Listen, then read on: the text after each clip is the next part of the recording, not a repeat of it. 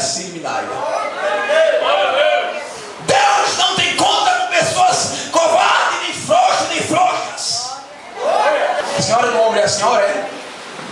A do ombro é a senhora? Do ombro é a senhora? Deus me disse. É do ombro. Do ombro. Do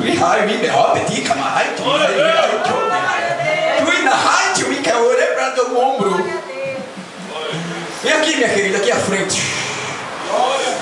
Renepre falite eu foste caminasse. Nenhum médico entende que negócio é esse. Deus está me dizendo.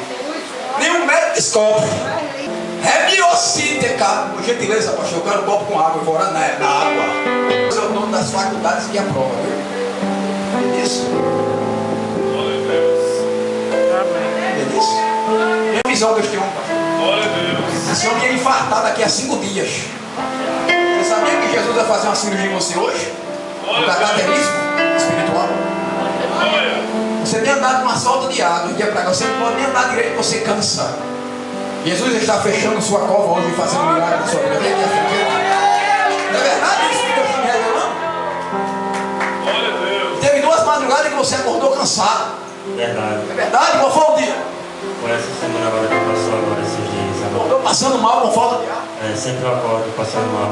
Nicolas, o Espírito de Deus me vira para cá, para a câmara, e o nome de Jesus está sendo glorificado. Tu confia nesse negócio? Jesus me disse, e faz 2 noites, e você acorda passando mal com falta de ar, insuficiência respiratória. Insuficiência respiratória. Não te conheço, só conheço o pastor dessa igreja hoje. Mas Deus te conhece por dentro e por fora, porque Ele revela as coisas profundas e ocultas. A mulher que Deus me revelou hoje, o médico disse, sabe o quê? Viu, meu pastor? O médico disse, devia se eliminar aqui alguns dias, a senhora ia ficar de cadeira. Deus me disse.